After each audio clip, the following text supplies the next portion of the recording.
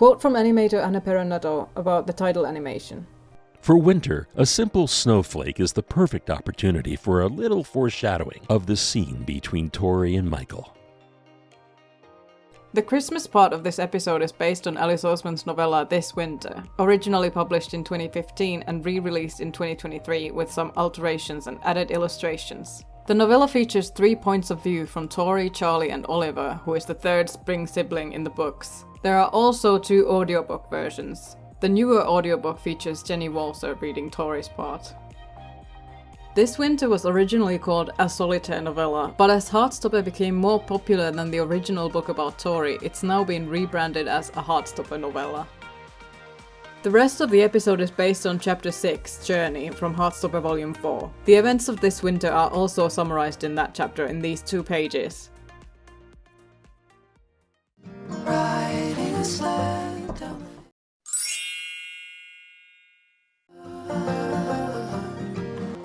Time is it? 7.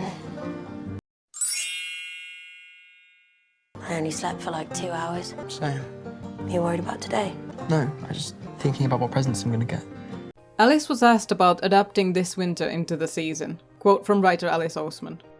I was very excited to include it. It was a really fun new challenge compared to adapting the comic. I suppose the decision to include it was made ages ago. If we got to that point in the show, then I would definitely be including it. I reread the novella, slightly adjusted elements of it to better fit the world, tone, characters in the show, then wrote it in script form. I wrote it a long time ago, so there were quite a few changes from the original novella. I tried to make it a little more nuanced than the original novella, which I hope made some of the characters feel a bit more human and the story a bit more interesting. And I had to make adjustments to the fact that the show largely stays in Nick and Charlie's POV, compared to the novella, which has sections in Tori and Oliver's POV. And of course, fitting Oliver into the show is something I've been thinking about since at least the start of season 2, and this was the perfect moment to do so.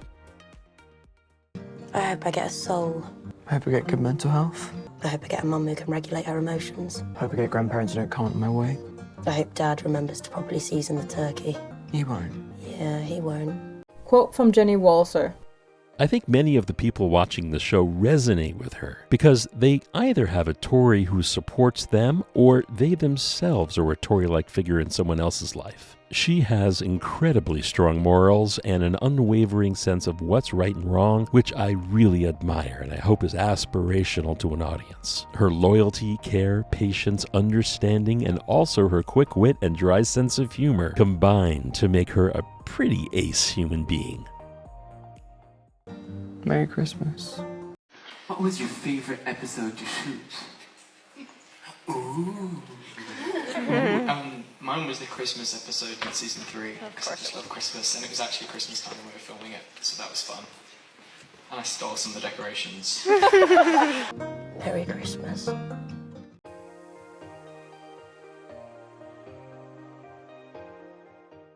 She's always grumpy when Grandma and Grandad are coming round. And yet she still invites them every Christmas. Insert something deep about generational cycles and how that could be a glimpse into your own future if you don't manage to break it, etc, etc. They framed the photoshopped picture of Kit with his dog that we saw a glimpse of on Nick's Instagram in season 2, episode 2.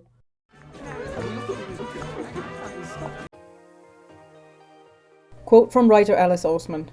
We had 2 dogs playing Henry, and both were very naughty, because they're puppies. Any scene with a dog is tricky, but especially so when it's a puppy who just wants to run around. I'm sure I've had a few conversations with various members of our exec team where they've been like, so how would you feel if we don't have a dog in this scene? It is usually worth it because the dogs are all very cute, but it does add a lot of time onto a scene, which is tricky for us because we don't have a lot of time to shoot our show. Well, there's a new pug. There's a pug who's brilliant, and his name was Doug, which was extra special. I thought Doug got fired and replaced. No, Doug was... He did? No, Doug was the second one. Oh no. Doug was the second one. There's drama. There was one who did get replaced, but I'm pretty sure Doug was the replacee, or the replacement. That's it. Right, no, yeah. Doug the pug was a charming little man, and was Yeah, because Mango was the first one. Oh, yeah. Mango. How do you who forget was a name like Mango? Yeah, well, exactly. But Mango was a really a wonderful pug, but very, very excitable, and was sometimes difficult to work with. We had sort of creative differences, and Doug ended up sort of aligning with my with the way that I like to work much more. So yeah, he got to stay. But yeah, he's a massive part of this season, and just an incredible performance, really.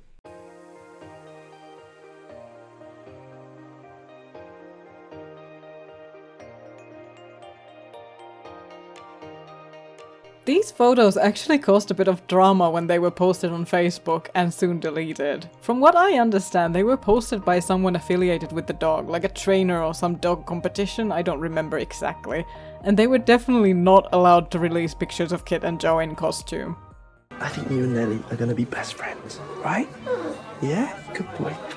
Henry is the cutest dog I've ever seen in my life, and I need to meet him immediately. I do have to note that shows like this kind of inadvertently encourage people to get pugs as pets because people see them and think they're cute and get influenced to want one. But pugs are bred to be cute to humans, and as a side effect they have really bad health issues that make breathing difficult, and they usually have eye problems too, among other issues. It would have been better if Henry was some other kind of dog to not feed into this unhealthy dog breeding trend. Also, happy Christmas, I love you. Charlie wears this exact blue striped Adidas jumper in this winter. Tori notices it's Nick's jumper in her POV part, and she thinks Charlie picked it to annoy their mom. I think it's obvious to us that he picked it as a kind of safety blanket, like a remote hug from Nick. Charlie clearly needs that extra comfort in this situation, even though he knows Jane would like him to dress more formally for the guests. You're still looking a bit skinny, aren't you? Tori and Charlie's maternal grandparents are called Richard and Nancy Spring in the Heartstopper yearbook, but in the show they're listed as Granddad Roger, that was Nick's grandfather's name in the yearbook, and Grandma Nancy. They're played by Malcolm Rennie and Tamara Ustinov. Maybe they changed the grandpa's name because Elle's dad is called Richard in the show and Nick has an uncle Rich. The yearbook family tree states that the Spring siblings don't see their maternal grandparents very often because Jane's relationship with them is strained. The paternal grandparents live in Spain, so it makes sense why they're not here. I thought you were getting all that mess sorted out.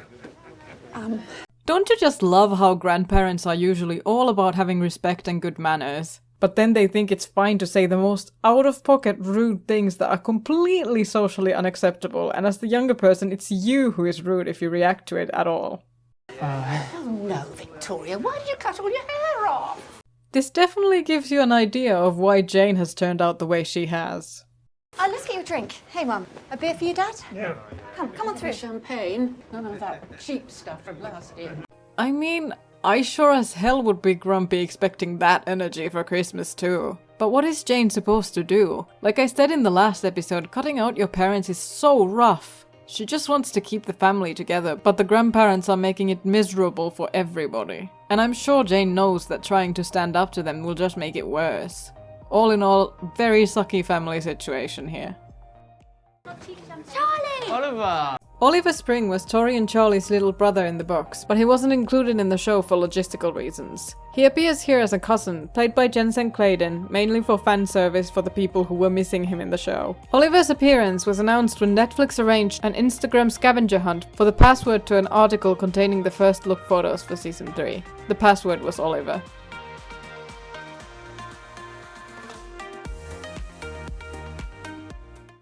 You got him so big! Merry Christmas. Yeah, I mean, Oliver Spring is such a fan favourite character in the comics.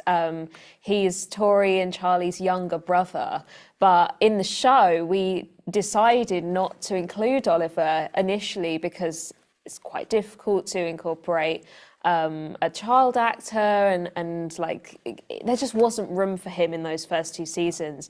But he's so beloved by the fans that we thought season 3 there's the perfect opportunity to bring Oliver in as a cousin this time.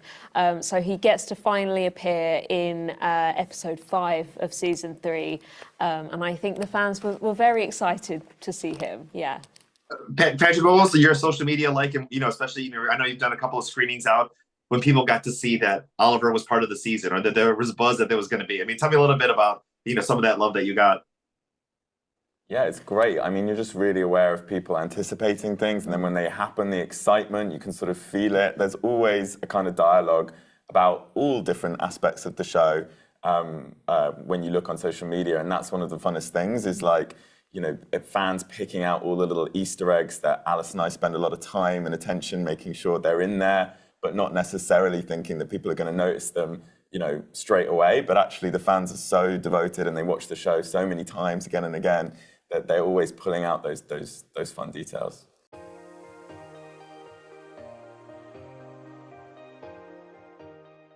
Merry Christmas. What did you get? I got loads of tractors. Quote from Jensen Clayton, Oliver Spring. When I found out I got the job, I read some of the comics, and I noticed that I was just like Oliver in real life. He is happy and excitable. I saw that he was a sibling in the books, but he was going to have a smaller role in the series as a cousin because it was probably hard to all of a sudden give him a big role when he wasn't there before. I didn't know about Heartstopper before. I learned about it afterwards, and I was excited for people to find out that Oliver was going to be in the new series. But I knew it was going to be a surprise, so I didn't tell anyone about it, and I think it was a good surprise. I do remember my first day, and I thought that everyone was so nice and smiley. Everyone is happy there. The cast, but also all of the crew as well. And I loved filming with Joe and Jenny. They were so nice to me, and it felt like I had known them for a long time.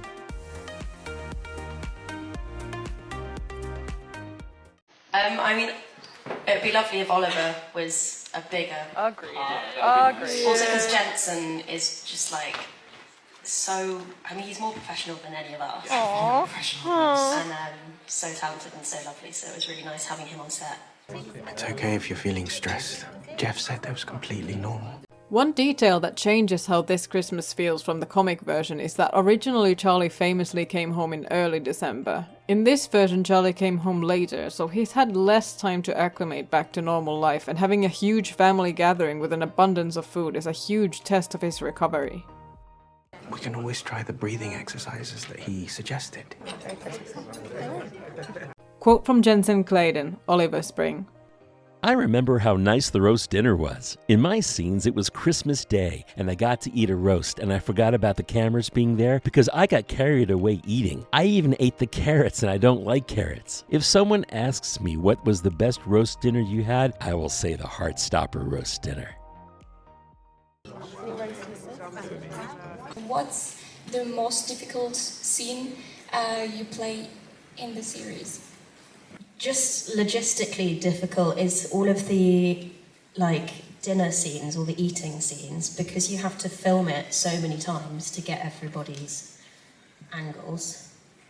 They have to make sure for continuity that everyone's got their plates look the same shot to shot. And sometimes the food isn't delicious because the vegetables have to be kind of undercooked so that they look brighter and look better on screen. So and it's all so cold. It's cold, it's there for hours, and it's like if we had to do a Christmas dinner scene, it was like soggy gravy, it was freezing, it's horrible. Yeah, so that's just actually physically, it takes a while, and it's a bit, God, we have it so hard, don't we? It's so hard, our jobs, honestly. What things we complain about. You recognise it. Charlie, you need to tell us about your boyfriend. What's his name? Charlie and Tori's paternal cousins, Esther and Clara Spring, only ever appear in This Winter, but we find out a little more about their dynamic in the novella. They originally also had a sister called Rosanna, who doesn't appear in the show. Clara is more outspoken and Esther is more reserved. Esther is played by Georgina Bitmead and Clara is played by Lara De Caro.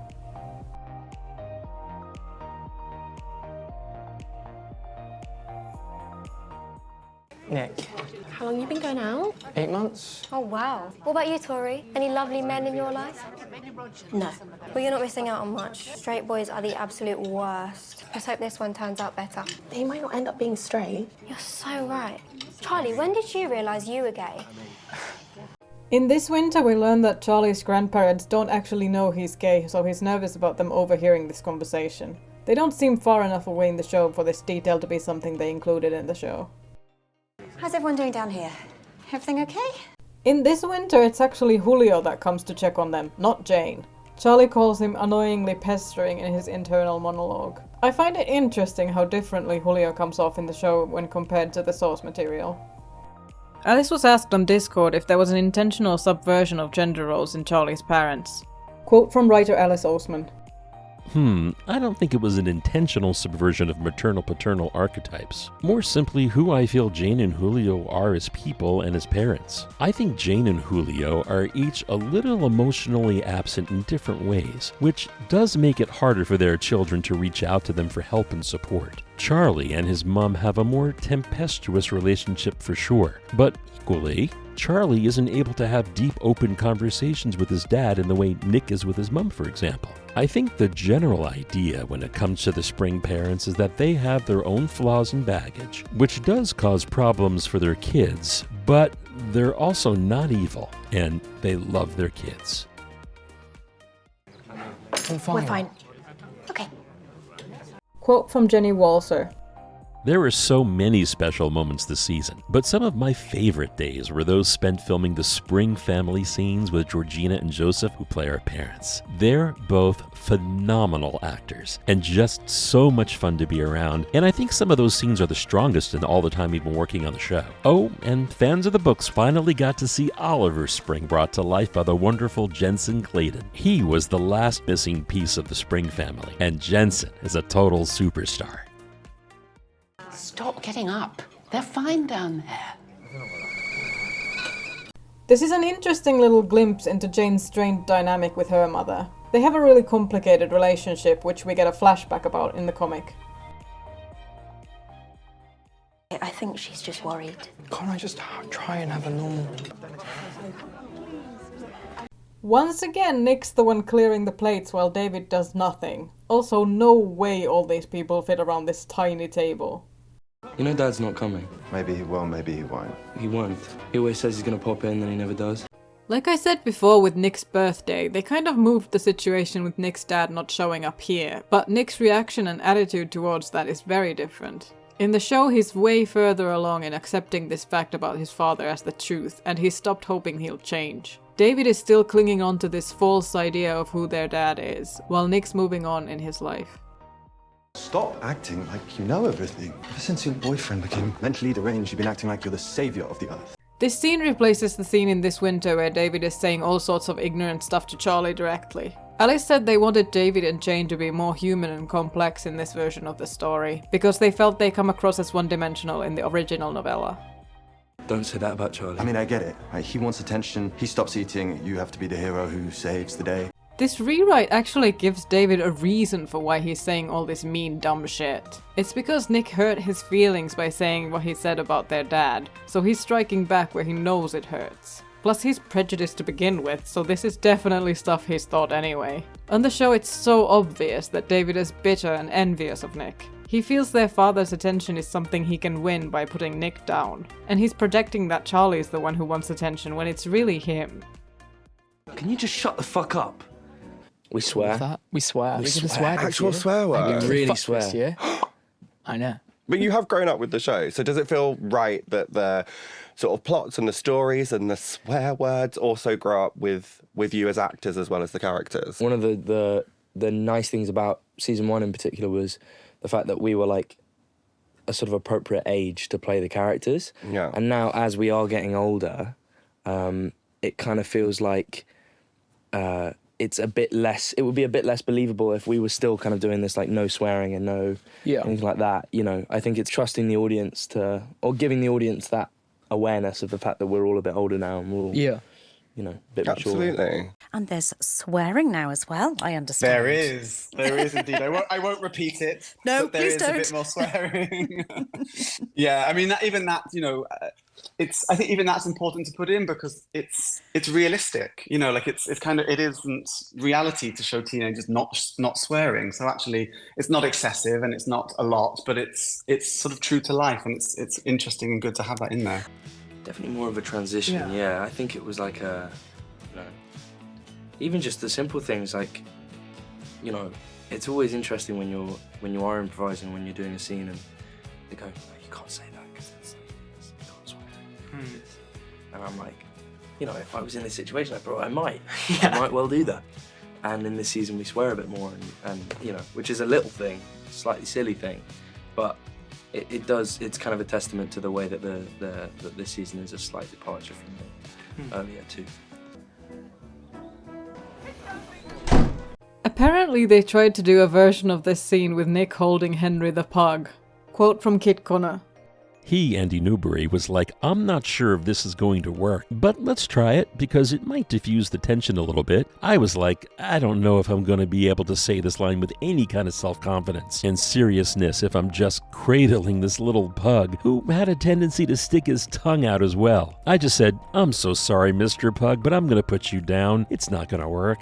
There must be some kind of blooper reel of me holding that pug and saying that line, but I just don't think it felt right.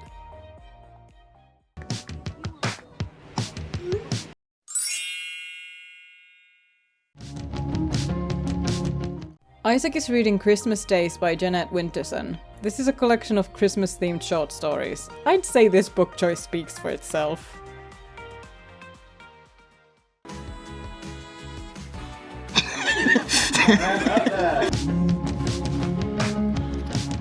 Picture of Tobie and his actual mom. If you could create or add a new character in Heartstopper, like a new member of someone's family or something like that, who would it be and why? I would make my mum a bigger part. Mm-hmm. Did you know that Tobie's actual mum plays his mum in the show? Yep. We did know that for you. I didn't even know that. Really? How did you not know? No. Yeah, babe, Tobie's mum. Well, to be fair, we never really have stuff together, so... Oh, that's fun. Really good. She was rubbish. They had to keep giving her notes. My parents aren't involved in any way. I don't think that would be good. What do you think? You look handsome. Darcy's gran, the way we dressed her, I think there's something that Darcy takes from that relationship with their gran and the more masculine pieces in the gran's wardrobe, like the tailored waistcoats and things. So I think then when we have Darcy's masculine outfit, I think there's a bit of play off of the two of them. I think it's quite interesting. It's yeah, great. there's a lot of real turning moments with Darcy, I think, and their relationship and their relationships with themselves and clothes and it's like I think everybody in season 3, there's so much growth for them all. So I think that's why we ended up with so many costumes, because we didn't repeat things so much, because you were trying to kind of show the growth. So if we'd repeated the same clothes as much, you wouldn't have seen their styles evolve as they went through all the different storylines. Now come and use those big strong muscles to help me move the table.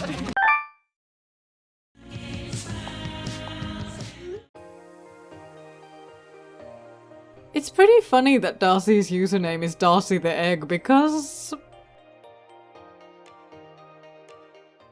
You're gonna do wonderful things and make us all so proud. It's kind of surprising how Tara is all about journaling and sorting out your emotions in healthy ways, but she's just not talking to anyone about how much pressure she's feeling from every angle. It seems like Nick is the only person she's confided in about that at all. Why is that?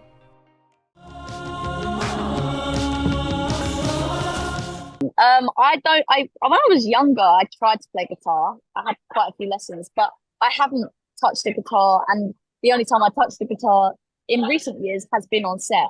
I have a great guitar teacher. His name is Steve, a legend, and he really helped me get into the zone.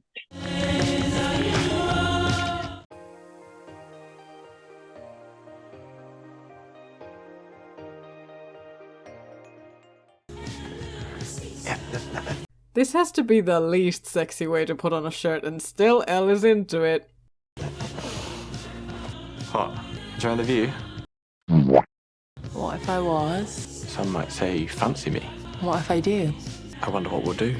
It is sweet how they're so unself-conscious around each other, in contrast to how Nick and Charlie still haven't fully gotten out of the nervousness they get with each other, especially when it comes to even slightly suggestive flirting. Oh, me too. Wait, glasses. Maybe don't go straight there if you're not clear on where you're at yet. Not just because of gender dysphoria issues, but in general. Would be better to take it slower, and if you don't want to straight up ask where you can touch, which would be best for communication of course, but some people don't like discussing it verbally in these situations. Just try to advance slowly and see what kind of response you get before you just go full on Mr. Grabby Hands. Sorry, was that... Sorry. It's fine. Should we go for a walk? Yeah. How you doing anyway, Charlie? Tori and Charlie's uncle, Antonio Spring, credited as Uncle Ant, is played by Martin Marquez. He's Clara and Esther's dad, and Tori and Charlie's dad Julio's brother. He's described as being very into gossip, like Clara. Doing okay, thanks. It's a relief you could come back for Christmas, isn't it? Can't imagine what Christmas would be like in a place like that. They decorated it for Christmas. It was really helpful, actually. Yeah, of course. You just hear horror stories, don't you? White walls, straight jackets, all that. Did you meet anyone, like, really crazy in there? This was actually David's line in the novella, in the scene I mentioned before where David is being obnoxious to Charlie until Nick comes in and puts a stop to it. You're not supposed to say that. We're just happy that Charlie's back to normal and back with us.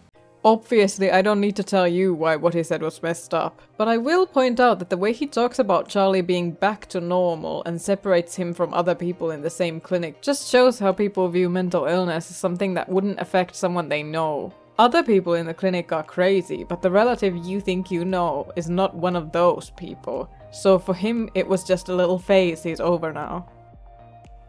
I'm gonna get a drink. Well, he seems great, as if nothing ever happened. I'm sorry, Charlie. Try to ignore. Not everybody understands what you've been dealing with. So I just have to put up with ignorant comments from my own family. We just need to get through the day. This is another generational trauma issue, when parents and children have different views on how to survive a difficult family gathering. Is it more important to stand up for yourself and loved ones, or keep up a positive front to keep the peace, swallowing the hurt you feel? Jane wants to get through the day because at some point she's come to the conclusion that she needs to sacrifice some of her own well-being and the well-being of her children to appease family. How about a snack? Can you stop pestering about food right now? Why don't we just go and play Mario Kart or something? I'm just aware that today's been a very difficult day for you, Charlie. You only managed half your dinner, and the dietitian said that's... You're not helping. Yeah, I'm no expert, but I think being pedantic about how much Charlie is eating on an extra challenging day like this while you're still in the middle of trying to get through the day isn't going to help much. To me, it seems like they should discuss this the next day and go over how Charlie was feeling about the food then. He did eat half of it, and he'll probably manage more tomorrow when the pressure isn't on as much anymore. But again, that's just my feeling on it. You're making me feel worse. Fine. Well, I'm sorry I even tried. Now that is a tried and true mum classic line. I'm going to Nick's. Please don't. I just can't deal with all of that. Can't you at least spend Christmas with me? You spend all your time with Nick anyway. Because he treats me as something other than mentally ill. I do too. Sorry. I'll see you later. There's so much about mental health. With the sort of difference between Charlie having a diagnosed mental illness, having been in treatment, you know, dealing with the most severe time of his mental health journey, compared to Tori, who is dealing with something, but she doesn't know what it is. No one else seems to really see what's going on. And yeah, they're kind of compared and contrasted in that way. And like, I think all my books have kind of explored mental health in some aspects. It has always been a very important thing for me to want to explore, something I feel very close to. And obviously in Solitaire, it isn't about Charlie, it's more about Tori. But then in Heartstopper, I really got the opportunity to take that part of Charlie's story and expand it and really see that entire journey from beginning to end. And that was something I'd been planning to do from the very start of Heartstopper, and I was really excited to get to that point in the story and finally get to show that in detail, rather than the snippets we see in Solitaire.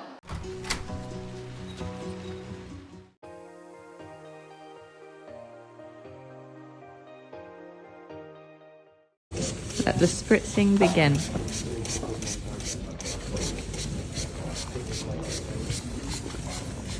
No, I don't want you to be wet and cold. I'm actually alright. She does, Joe. As She of right does. now, touch wood. It's not wet on the inside. No, it shouldn't get like so it's all been like a mess. Where's your coat?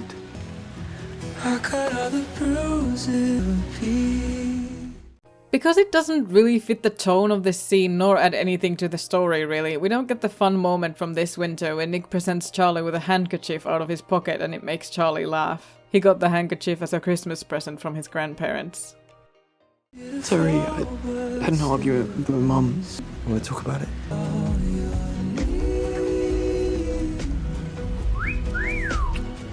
I take it this is the boyfriend then. Merry Christmas! Are you coming in? We don't bite, promise. Do you ever stop to think how insane it is that many people think this is some completely unrealistic fantasy wish fulfillment scenario? Don't misunderstand me, I'm not saying this isn't unattainable and impossible for many people to have, just that it's considered so impossible that a family would just be happy for someone like Nick, that some people don't think it's realistic to have it in a fictional show is so tragic.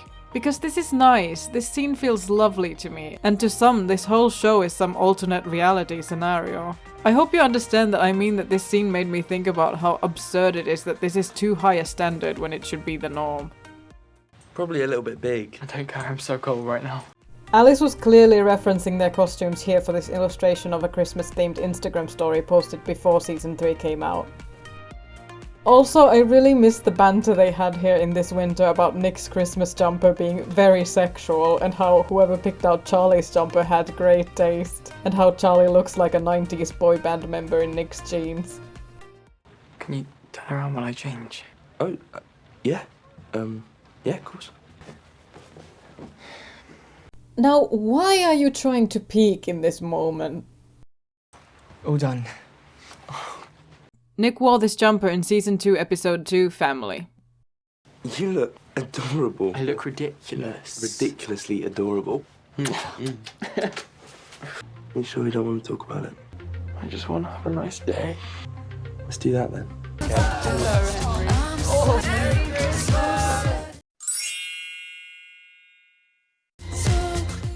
And we also got each other the most stupidly romantic cards ever. His has pictures of us all over it, and I drew all over mine. Charlie's presents to Nick. Cadbury's Oreo Dairy Milk Bar. And how did you know this is my favourite chocolate bar? You mentioned it ages ago, so... A new journal and fountain pen. One slightly confusing detail here is that Charlie didn't actually bring the presents with him when he left. In this winter, it's even mentioned that he grabs the bag of presents for Nick on his way out, but he just leaves in the show. The only explanation for this would be that he already gave the presents to Nick beforehand in case they couldn't see each other on Christmas. Oh, there you go. Oh, a bit higher. Oh, yeah. We've not kissed like that in so long. Yeah, you should probably go back down now. Yeah. Quote from Kit Connor about intimacy coordinator David Thackeray. David was very busy this season. He was in pretty much every day because there was at least someone who was doing a kiss. And the Christmas episodes were, the Christmas episode, the scenes were fun. Yeah, they were good, and we could kind of, just a lot of it like kind of messing around and having fun, and yeah, those kind of scenes are always very fun. That was the Christmas episode when we were sat on the counter. It's so Because bad. you told the story. Because we were improvising. It's just like, because we knew that they weren't going to include the They were like, oh, there'll be music over it. there'll be like, music over it. So we were saying the most filthy dildo stuff. joke. Dildo jokes. Yeah. Yeah. ADR It was over all of so bad. And then they actually included a shot where If you read our lips. where I say the word dildo, but they're not gonna you're not gonna keep this. But and I had to ADR over that word, and beautiful. was great. It was because that laugh is the most pure laugh we've ever had in Heartstopper. It's so we were genuinely dying with laughter. I dare Netflix You've got to a put video those of out. that. I think I do have You a video do? of it. Yeah. It's it's great. It's brilliant. You on guys that day. do have to do a lot of sort of background improv. Like, I notice it, and it is not easy. Not easy. You're It's on a big, not. long table in Paris. Yeah. And you've just got to be like, not drop your fork, all that sort of stuff. Yeah. That's the hardest bit. I find that so cringe. Really hard. Cringe. But Yeah, it's it can good be now very that we cringe. know each other, because we can really, we have enough inside jokes that if I want to make someone in the cast laugh, great, I have something in my back catalogue Yeah. to be able to do it. Like, Will's hard, because Will's always... Will will make you laugh in a second. Cruel. But he's hard to make laugh unless he's really willing to, if he's really in a laughy mood. But yeah. We used to get... Our banter with each other is quite mean to each other, and we used to get the note of this is more Joe and Kit than Nick and Charlie. You're so right, because their flirting, it's not based in that. It's not based in that at Whereas all. Yeah. This is. We It's kind very- of started to learn how to do that a little bit more, but yeah. That's the deal. A dildo. Joe's. Great. She doesn't really have long left, so every present that she does give us, hey, this isn't funny, Joe. Charlie.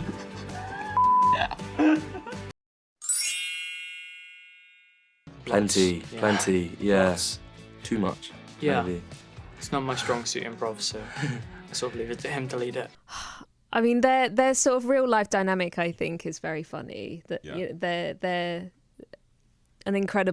able to act so incredibly as Nick and Charlie, but in real life they're kind of like bickering brothers, I'd say. Definitely. And there's lots of improv that happens. So like when we're filming montage scenes, there's lots of it in season 3 where it's like Nick is going to visit Charlie at the mental health facility he's staying at, and so they're kind of dramatic scenes, but because they're in montage, the dialogue, it just needs to be sort of incidental.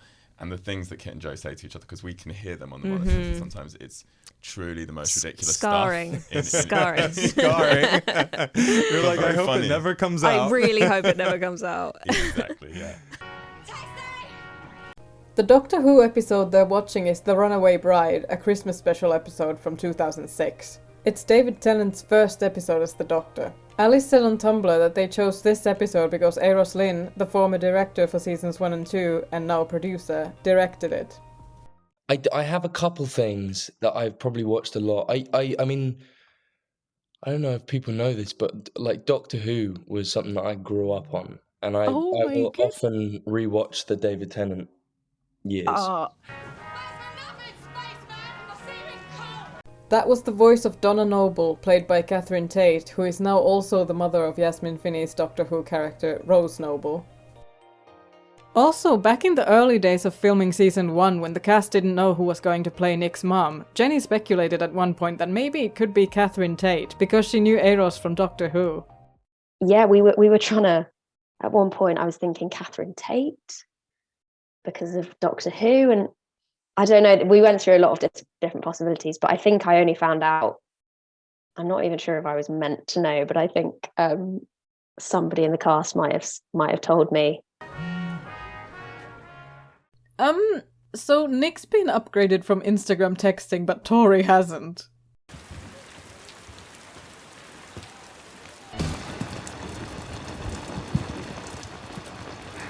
Sorry. Oh, sorry, I can't hear a thing. Did he text you? Dad? No. You know you got a real family who actually want to hang out with you.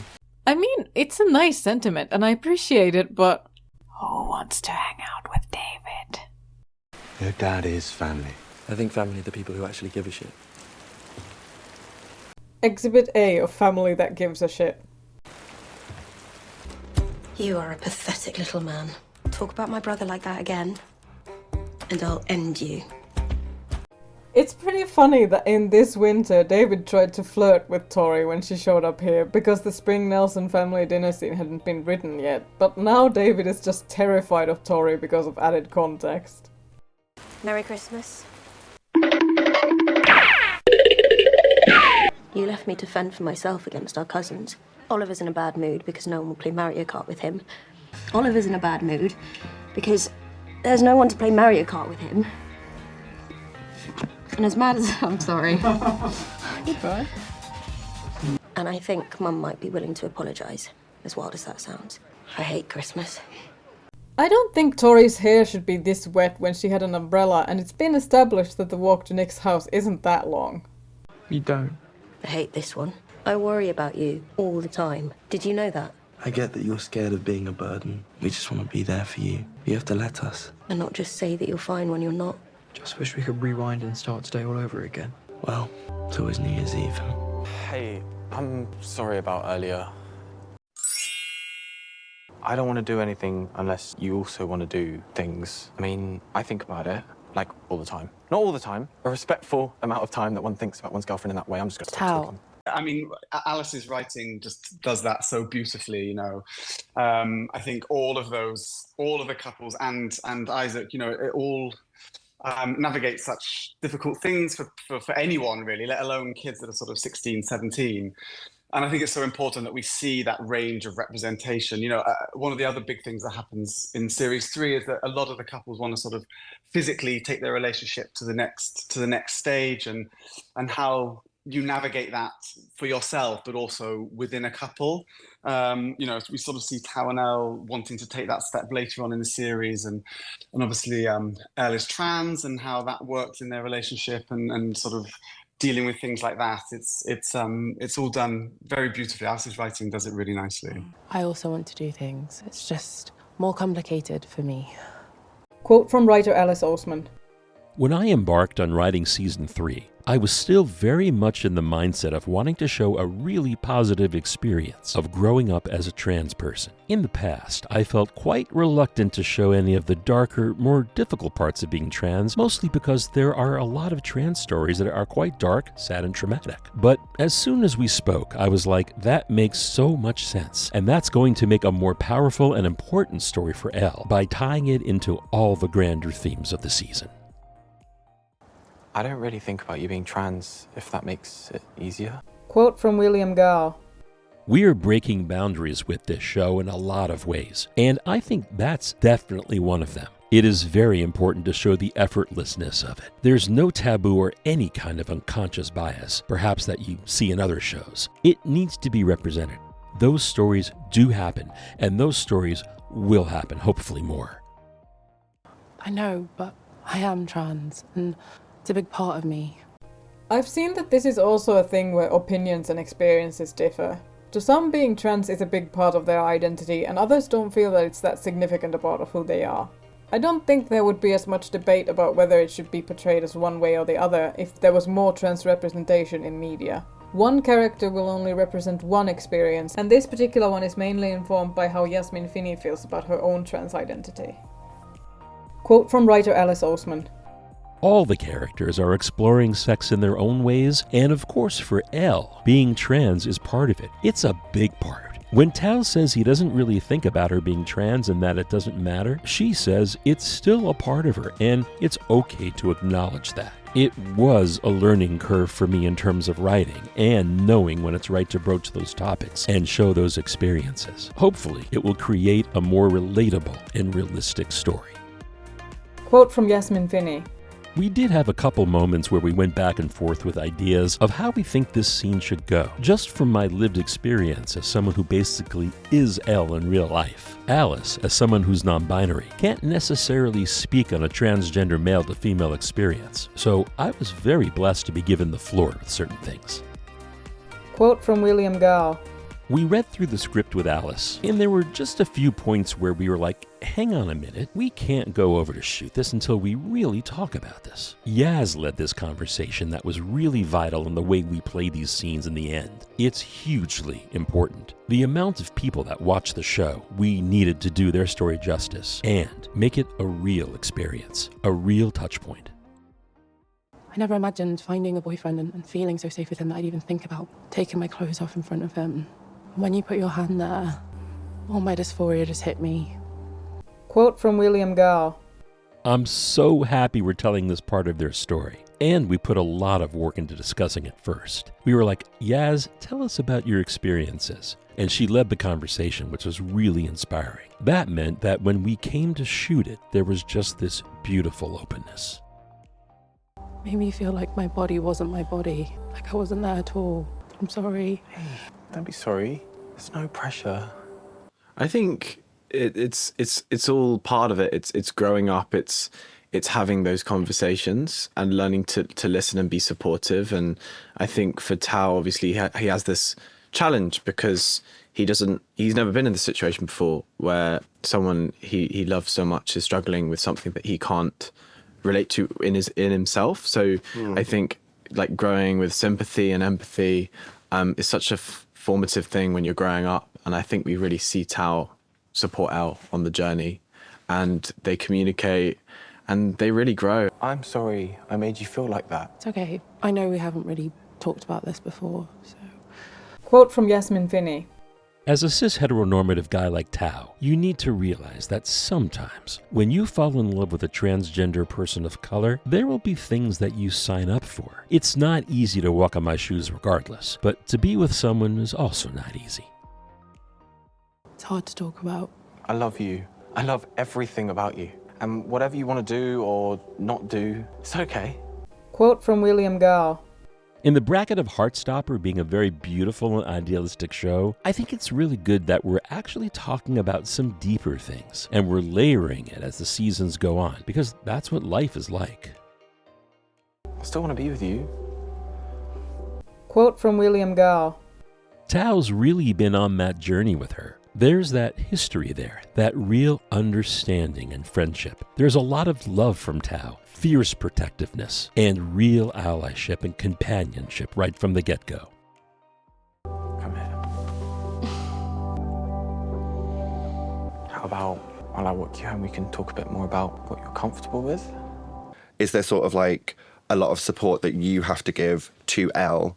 Yeah, I think with so. the struggles. And like learning himself and like educating himself and asking Elle for guidance and really listening. I think it's just for Tao, it's all about making sure she's happy and trying to understand, like trying to really understand and get to grips with it. And his determination is like the most beautiful thing in that kind of from the script is he's so eager to learn and make sure that Elle's really comfortable and happy and stuff. Okay. Okay. Okay. My question is, why was the door just open during this whole intimate conversation? Is Tao's mom just there on the other side overhearing this whole thing? Okay. Okay. Let's go. Quote from Yasmin Finney. This season you really see something that maybe I've never had before with a partner. That extra level of comfort and consent.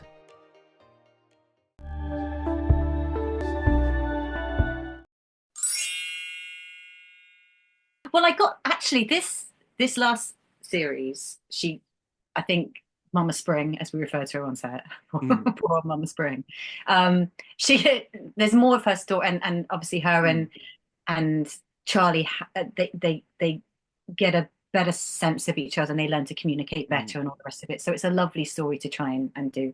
That Christmas episode. Oh. Hilarious though as well to film. But yeah, really like lovely things, and me and Joe getting to do these really great scenes together, and it was really, really nice. I'm in second place. Quote from Jensen Clayton, Oliver Spring. Oliver loves Charlie and Tori, and they love him too. I think he makes them happy when they are having a sad time. I love playing Mario Kart with Joe and Jenny. I feel lucky that I was chosen to bring Oliver out of the books and onto the TV. You're in second already. This child is not playing anything on this controller. Sorry to be a hater, but this calendar is so ugly, man. As we move on to New Year's, we also move on to Volume 5 of the graphic novels. When fans put it together that there was going to be so much stuff adapted into this season, many were concerned about how it was all going to fit. Quote from writer Alice Oseman. I think most people have figured this out by this point, but Season 3 will be Volumes 4 and 5 and the This Winter novella. If we get a Season 4, it would be Volume 6 and the Nick and Charlie novella. I also know that people have some concerns about this. Others may see it differently, which is totally fine. But for me, Volumes 4 and 5 have a central thread running through them both, Charlie's mental health journey. If you think about the start of Volume 4 and the end of Volume 5, hopefully you can see that we've grouped them together for a thematic reason. This sequence is very similar to the minicomic called A Very Special Day. Hey. Do you have a favorite outfit from Charlie from season 3? I really love the I think it's the New Year's Eve party where he's in the denim jacket. Oh, yes. The jumper, there's a really nice print jumper. I don't know, I always think that's quite a strong look for him, and yeah, That's great. I really liked that one.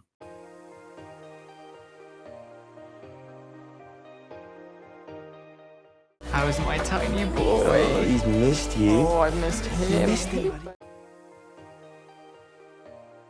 It's not exactly hard to deduce from context, but the green pea signifies a recently licensed driver who is still on probation after passing the test. In the comic, Nick hadn't passed his driving test yet at this point. You do know you can be my taxi driver from now on, don't you? Really? Lucky me. And I think he actually meant that. This boy loves to do acts of service. This is actually their first party together as an out couple. Charlie! The New Year's party is really like Charlie's reintroduction to the friendship group, and you see really how much they all love him and care about him, which is a really nice, and it was fun to film as well.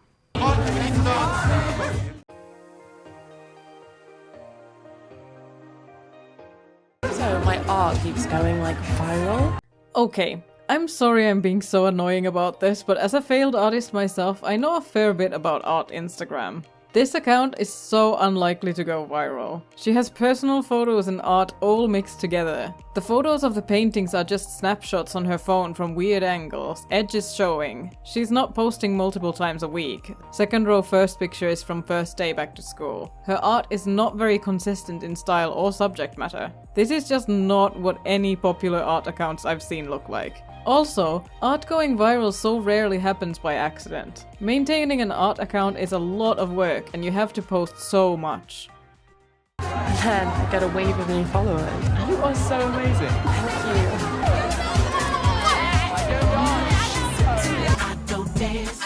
you.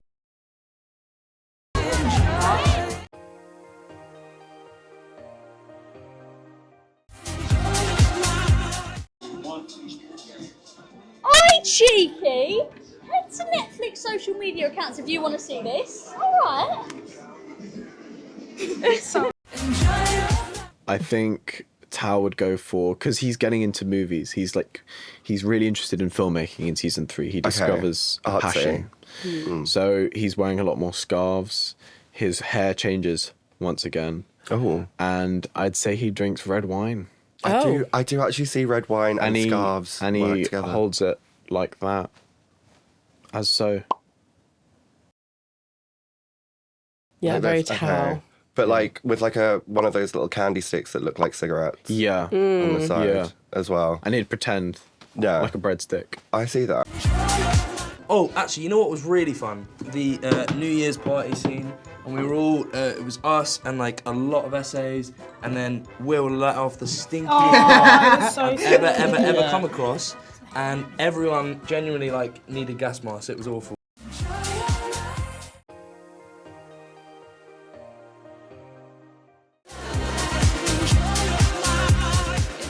Alice was asked on Tumblr whether Charlie was calling Nick babe, and Nick was saying I love you to Charlie in this clip, as fans had been trying to lip read it. Alice said they had no idea and they couldn't hear what they were saying as they were filming. Joe does call Kit babe though. Thanks, babe. I think you got it again, babe. Thank you.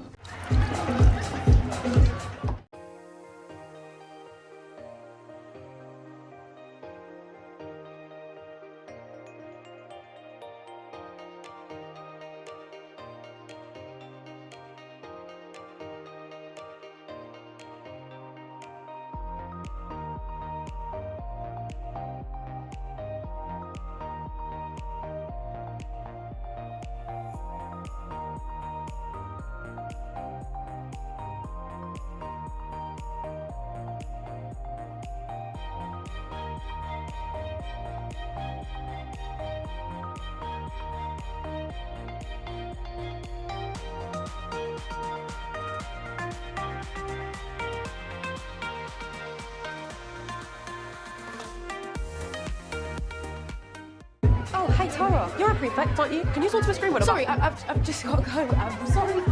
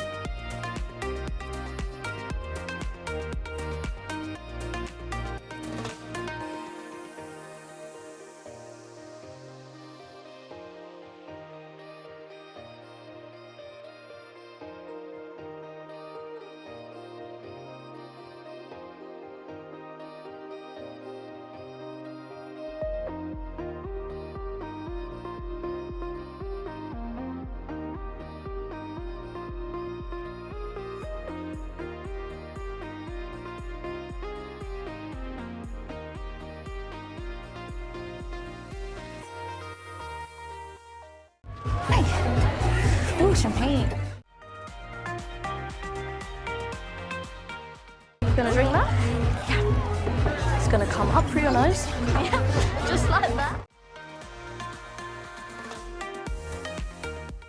Let's dance. Let's do it. It's uncomfortable as well because you think, oh, I thought I was over this and now it's coming back and I've got to see this person every day. So there's moments where you can feel Sahar's kind of her unease about the situation because she really likes Imogen, but she knows that Imogen's not in that place. I think you could see that during the zoo days at times. Yeah, I think it's just that kind of coming to terms with your feelings again, and that's the journey that Sahar goes on this season. It's like coming to terms with her feelings, recognizing them, and then finding an output for them and how to deal with them, and reclaiming her identity and herself, and not live for someone else or live for your crush in a way. I think when we're younger, we really, I definitely have. I remember, waking up every day and texting the person that I fancied the most and thinking about them and all thoughts being consumed of that person. And I think Sahar goes on that journey this season of like taking back her life and being like, oh, no, I'm gonna live for me, and you're gonna go there and you're gonna do your thing. I'm gonna do my thing, and I still like you, but I need to be me. I don't need to live for you. So I've told the others about my pronouns, but that's kind of it. I think I just want to see how I feel for a bit. Darcy's exploration of her gender identity was, definitely informed by my experience. It was a decision that we all sort of made together. We figured it would slot in quite well with Darcy's character. It would mean that I spend more time feeling more comfortable. And it felt really cathartic to live through something, to act in something that felt so truthful about the way I felt and the way I understood the world. And me and Darcy are really alike. And working parts of my own story into Darcy has always been the way that we've worked with the character. So it was a nice touch, and I'm grateful that I got to do it. You don't need to rush to come out as anything. Just chill and have fun with it. What does the idea of having fun with your identity mean to you? I think it's important, obviously, at that age, something like realising you're non-binary or trans or queer or whatever feels like enormous. Like it's sort of everything, like all-encompassing. And I do think Darcy at that point in the show is in a safer environment than they were in season 2. Yeah. And I think it's just to relax into your identity and enjoy exploring it rather than rushing to put yourself into a box that maybe doesn't fit quite as well as you need it to. Across season 2 or season 3, what's been your favourite moment for your character? I think the scene with Kizzy's up there for sure. We were both very excited to do it. Flexed on everyone that we did it in 2 takes for ages. Oh yeah. Yeah, we'll have fun with it. Me and Alice Oseman talked. We've spoken a lot throughout the filming of when I was coming out and when I was figuring things out for myself. Alice offered right away, if there's anything we can change to make you more comfortable, we can do that. And that was really sweet, but I wasn't quite ready at that point, to have it be so public. And then as we get into season 3, I was finding my footing a bit more. It didn't feel so new and scary. And Darcy's genderward journey is different from mine in quite a lot of ways, but it still feels really, really legitimate to me. Thank you very much. Please have fun with it. Cheers. If you have sex scenes, they're gonna like direct you what to do. I think is that what it is? Yeah. They Also, please direct- weigh in if you like. I'm sure you have more experience directly of like. I've actually this never on set. filmed a sex scene before. Oh so, really? yeah, Okay. yeah. Would you like to? Like to is maybe strong. I'm Yeah, sorry. open to it. I phrased that in a dodgy way, being like, I want to do a sex scene so badly. But yeah, do you like? Would that? I'm definitely open to it. I would have liked to do When in Heartstopper because I think the exploration of a trans disabled teenager having sex would have been like crazy to see on Iconic screen. behaviour, yeah. Yeah. But there wasn't room for more sex scenes in this series. It was quite a It went sexy from series. 0 to like 4. Me putting that clip here does not imply that I think Felix should have a sex scene with Darcy. I just didn't know where to put it, but thought what Ash said was interesting enough to include it somewhere. Hey Charlie, how come you're off school for so long? Sorry mate, we were actually just gonna go head outside, but see you later. I always think Robbie White's unnamed character comes off a bit oddly respectful in this scene, considering he's the one who said this last season. Hey Nick, is that hickey from you then? What if it was? You jealous? I'm not gay. Maybe he's making amends for past behaviour.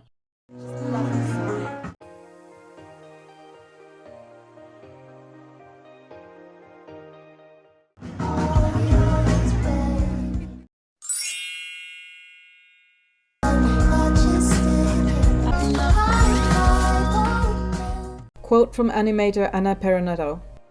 Elle and Tao's relationship has evolved immensely since season 1. In season 3, they navigate their love and attraction for each other. The trust they've built allows them to discuss what it means to take the next step, offering a glimpse into Elle's perspective as a trans person. We see how her dysphoria initially holds her back, but the kind love between them creates a safe space to freely explore their relationship. As their bond transforms, the sparks surrounding them mirror this change. The electricity feels familiar yet different. It explodes into electric lines tracing their fingers' movements, enveloping them before bursting into butterflies.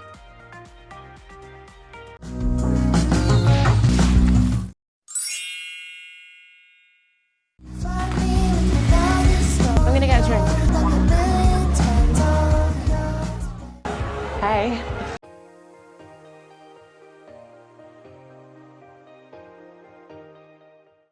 Maybe I was just crazy.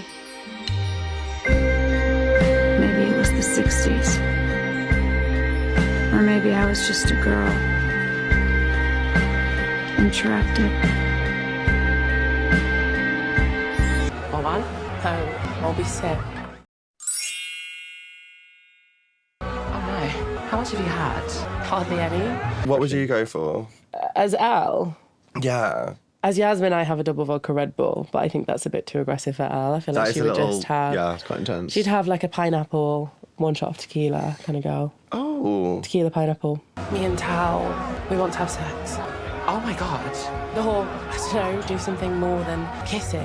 Anyway. You don't seem that happy about that. I am, but it's a big deal. What if he touches me and I just freak out? If you're not ready, babe, then you don't have to do anything. I want to. I really, really want to. I'm just scared. I mean, I hate that this is stopping me from being with him in that way. Quote from Yasmin Finney.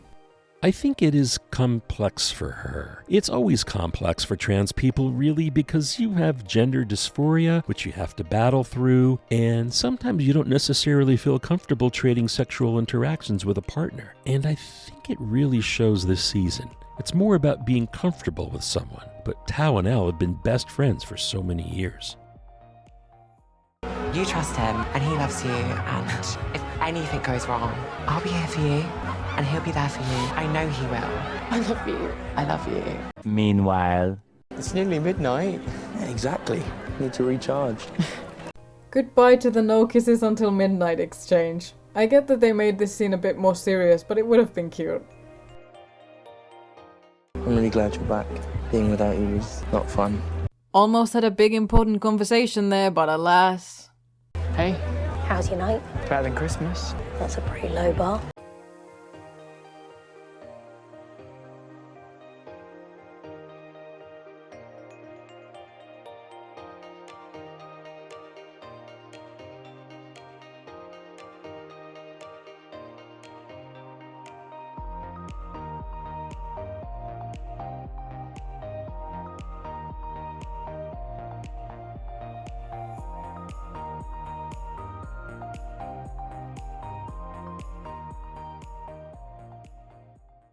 Yeah, still managed a whole night out without a breakdown, so therapy must be doing something, right? Maybe it is. Praise be to Jeff.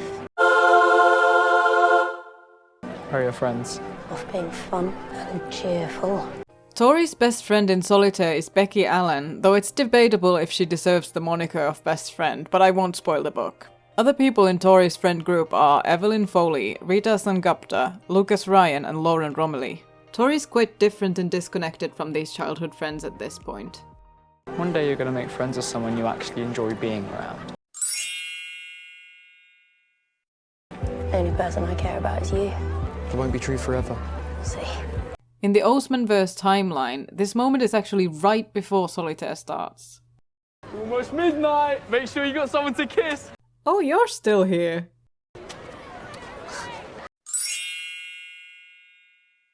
Here we go. We haven't spoken properly since Halloween, and now you're here to kiss me at midnight. We had lots of chats about this during rehearsal periods, and we kind of discovered that Sahar's always had feelings for Imogen, you know, especially when she found out when she was younger that she was bisexual, and it was her feelings for Imogen that made her come to that discovery.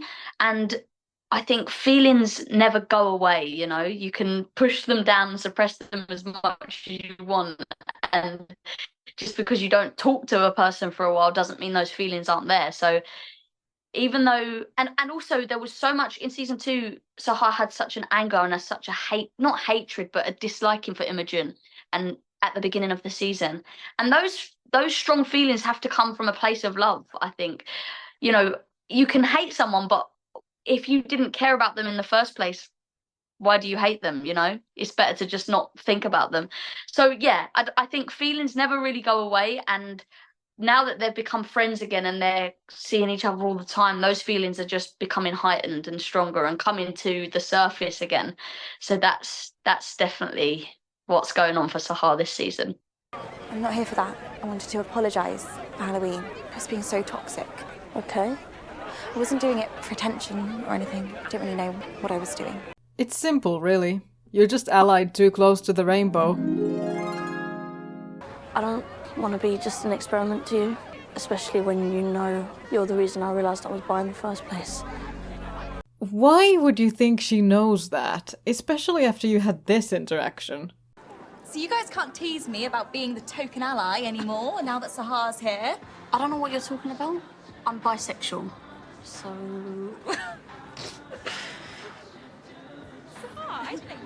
Interesting. Wait, I didn't know that. You know that line she says, when you know you're the reason you know what, you're the reason I realised I was bi in the first place. I think with these two, we see a lot of miscommunication, especially in season 2, when the whole texting situation, you didn't text me back, I did text you back. Like, there's always a lot of communication with these two, so I don't think we'll ever know. And also, Sahar's not the greatest at kind of saying what's on her mind, I suppose, at times. She is, to an extent. She'll say it as it is, but also when it's those nitty-gritty feelings, she might say them in a wishy-washy way and then expect Imogen to know what she means. So, yeah, I definitely think it's another misunderstanding that those two never quite, made. But, yeah, I think in a way we see this moment of Imogen saying, I don't really know what I want, and Sahar saying, well, you made me, this is a moment that you gave to me. So this is definitely the first time that they're both feeling it at the same time, but before, probably a misunderstanding. And he tells me that I'm pretty as an equal. Michael Holden is an important character in Alice Oseman's debut novel Solitaire. He also appears in the Heartstopper comics. He's played on the show by Dara Hand. Michael's appearance has obviously changed for the show. The original Michael is white and has heterochromia, but his quirky personality is the same. Michael is a speed skater, training for the Olympics. He's also pansexual.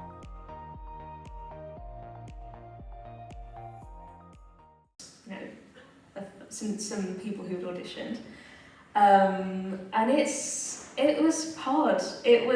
I was suddenly like, oh, Michael's a really difficult character to play, because and then I especially felt that when we did chemistry reads. So Jenny did chemistry reads with, it was like 5, I think. Yeah, we had five guys. It was all fun. 5 guys that came in, and there were like 2 scenes or something. Yeah, we did 2 scenes, and they were from Solitaire, because at that point I hadn't written the scripts for season 3, so we had nothing to really work from. So I just adapted. It was what was it? It was walking home. So I remember walking home after the restaurant meal, I think was the first one, and then it was Beauty and the Beast, watching Beauty and the Beast. Watching the film. And so I mean, when you get to that stage of casting, all the actors are amazing. Like, obviously they're all so talented. But I think what was so difficult about playing Michael is that some of the actors tended to make him this kind of overly confident, like lots of bravado, almost like JD from Heathers type character. And I was watching that and I was like, get away from this guy, Tori, like, he's horrible. And obviously I don't want to feel that about Tori Michael. So, and then Dara came in and did his audition. And he was all the things that I had said about Michael, about him being kind of quirky and loud and like bubbly, but he was so likable, and like you really felt Tori warming to him, and like the warmth that is between them, and you just wanted this person to be in Tori's life, I felt. It was such a big pleasure to join it, because the Heartstopper family, they've welcomed me with open arms, which has felt really nice. Obviously it was books before, so the fan base is huge and they're all really welcoming, so it's been great. My character is sort of like, he's like this quite eccentric, really warm and just happy person. I'd spent like ages researching the prior 2 seasons, and they're all so nice, like made me feel really welcome. And I was thinking of your mom's house and every picture that you... If we began with, I went down to Daniel Edwards' offices, and at the time when I was doing it, I was actually doing a play called Dear England. So I was prepping with like all of my castmates. So I was going to like the older guys, and I was like, guys, like give me tips. And then I was going to like my friends and stuff, and like getting trying to make the audition as good as it could be. And then when I got to the room, I kind of had an idea, because in the breakdown it was kind of like Michael's this like manic pixie energy kind of sunshine disposition guy. So I was like, okay, I think I know what that looks like, and I don't think I'm too far off that myself. So I was like, I think I can do this pretty well. And then when I got into the room, Daniel was like, no, you can go like way bigger than that. So then after that, I was like, this guy is so fun to play. You know, so like I really wanted it after that point, and had the chemistry read, which is where I first met Jenny, and yeah, she was amazing. Like, she really helped me through the process. She was just so calming, because when I first went there, obviously at this point I really wanted it, so I was a bit nervous, and she really just helped me, and then we did this beautiful chemistry read that went really well. And I left just thinking, God, whatever happens, I'm just happy with that. And then the day I got the call that I got it, so a couple of my castmates, a couple of people I know were at the chemistry read as well. And my friend texted me, he was like, oh man, like it hasn't gone my way, fingers are crossed for you. And then another one of my friends texted me saying that. And I was like, hold on a minute. There's not really many people left. So I was like the cogs were turning, and then I got a call from my agent, and I was literally just like, no way. Like, I was bouncing all over the room. I couldn't believe it. Quote from animator Anna Peronetto. Tori has always been a side character in Heartstopper, but she is actually the main character in Alice Oseman's book Solitaire. I am so happy we got to add some storyline dedicated to her in Season 3, and it was unexpected for me reading in the script something along the lines of a single snowflake floats around Tori and Michael. The animation is very simple, but I wanted to take a moment to celebrate Tori, always sipping her lemonade and appearing out of nowhere, but also ready to protect the people she cares for, being the best supportive sister of all time, and having a world inside her that's full of love. I am glad we got to see more of the layers she is hiding below a stone-cold, sarcastic surface. And welcome Michael to the show. Quote from writer Alice Oseman. I think the first scene Jenny and Dara shot together was at the Fete, and I was so excited to see Tori and Michael finally on screen together. They were so instantly perfect, it was just like, wow, they're real. But their first meeting at the NYE party was my favorite. I'd say that's one of my favorite tiny scenes in the entire season. It's shot beautifully, and Jenny and Dara just understood exactly what needed to be done. Just felt like the most magical moment. So, in my mind, Tori and Michael's first official meeting was still the same. Michael showed Tori around Troy when Tori was deciding which sixth form to go to. But then, and this is where we diverge from Solitaire canon, the next time they meet after that is the NYE party, which I always refer to as their first meeting in the show, because that's what it feels like, really. Confusing, sorry. Honestly, it's deliberately left up to interpretation. You can decide yourself how much of Solitaire is canon to Heartstopper TV. In my mind, most of it is. We just don't see it happen. There's like a sequence, there's a party type thing, and there's a scene where we see Michael, and I think it's when he's like first introduced. It's the first time you see him, and there's a moment he has. That scene, I love it so much. It just, like, I remember when we shot that scene, the camera operator, the first camera operator was like, I think that's the favorite thing I've shot so far. And I got a little bit of playback on it, and it was just, like, they captured a moment so, like, such a tender and sincere and sensitive moment, and it just sort of, it orients Michael in the whole world of Heartstopper. So yeah, it's really nice. There you are. Where'd you go? Just needed to get away from everything. Isaac is reading Piranesi by Susanna Clarke. This is a mythology-inspired fantasy mystery book about a parallel universe. Alice Oseman gave this 5 stars on Goodreads, so I guess that's why it was chosen. I actually read this to see if it's relevant to the episode at all. It's not. Don't worry, I'm not here to kiss you away. Just don't want to be alone at midnight. Well, here we go.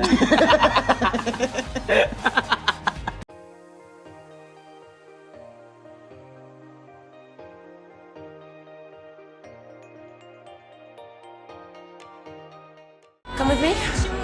Okay. Whose house is this? Whose parents' bed are they about to defile? There's no lock on the door. Can you tell I was a very exciting teenager who went to all the parties?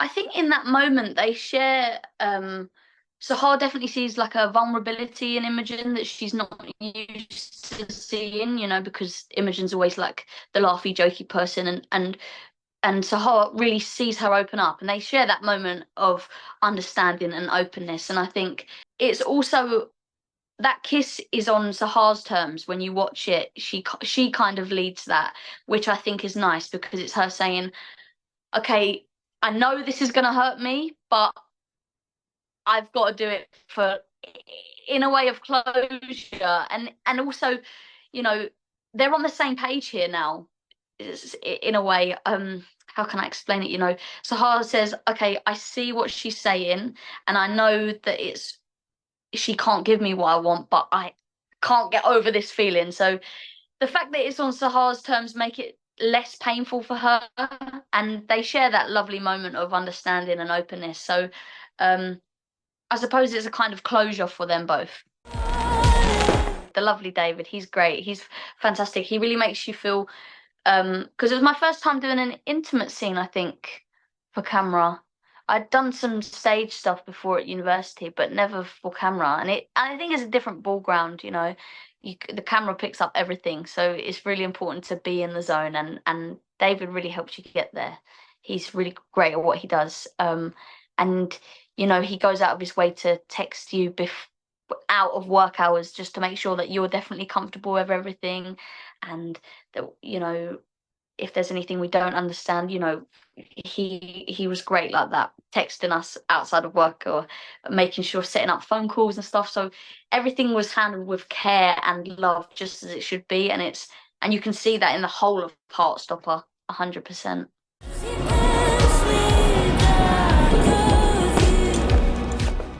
I'm just going to start by saying there's a lot of adulthood that starts to blossom this season. Interesting. So let's just start off with the big thing. Me and Tao have sex. We finally Congratulations. tied I the don't have knot. to respond to that. Yeah. Yeah, I mean, no, it's just a natural thing. And what I quite like about it is the way it's done.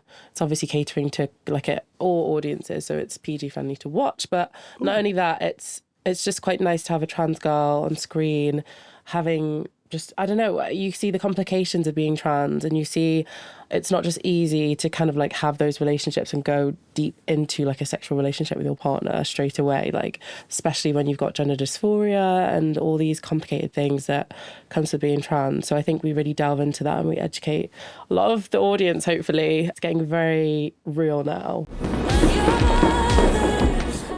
And Elle and Tao obviously also consummate their relationship. We get a really cheeky pan to fireworks. I have not read the graphic novels. Is that in the graphic novels, or is that something that you guys conceived of for the show?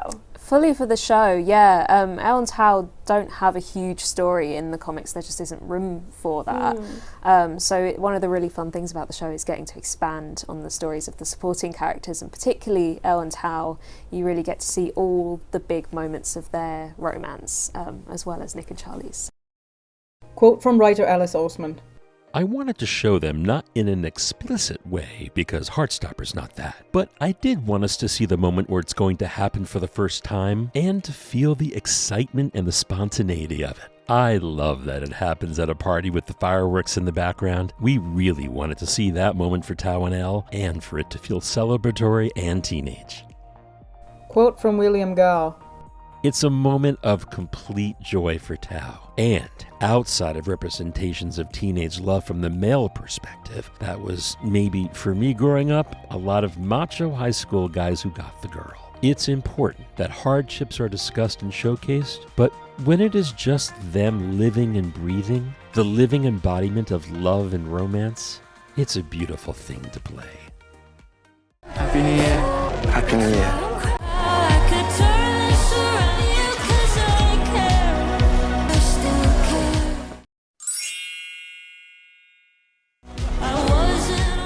Quote from Jenny Walser.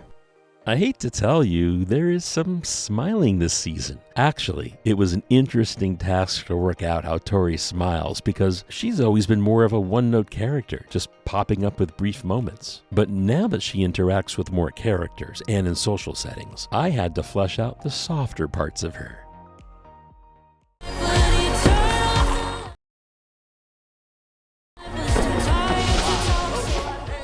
A very belated or very early Merry Christmas and Happy New Year from me with this winter-themed episode. Thank you for being here and all that stuff. Early access episodes for the last few on my Patreon if you're interested in that. See you next week for episode 6.